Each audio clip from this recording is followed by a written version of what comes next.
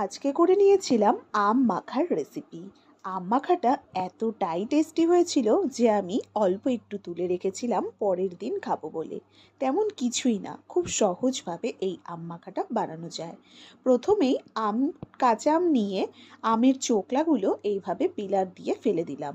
এবার গোটা আমটাকে পিলার দিয়েই এইভাবে সম্পূর্ণ আমটাই ছুলে নেব।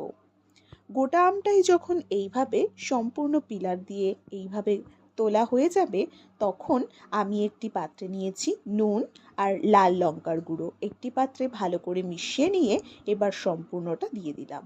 আর দিয়ে দিয়েছি একদম ঝিরিঝিরি করে কাটা কাঁচা লঙ্কা কুচি।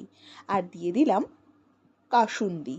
এখানে 2 চামচ মতন কাসুন্দি দিয়েছি। আর দিয়ে দিয়েছি গোলমরিচের গুঁড়ো। এবার সবটাকে খুব ভালো করে মেখে নিয়ে তাতে দিয়ে দিতে হবে সর্ষের তেল, বড় চামচের মোটামুটি 1 চামচ। এবার হাত না লাগালে হয় বলুন তো? এবার হাত দিয়ে সম্পূর্ণটা মেখে নিলেই একদম তৈরি, জিভে জল আনা এই আম মাখা। তোমাদের কেমন লাগলো অবশ্যই জানিও। টাটা।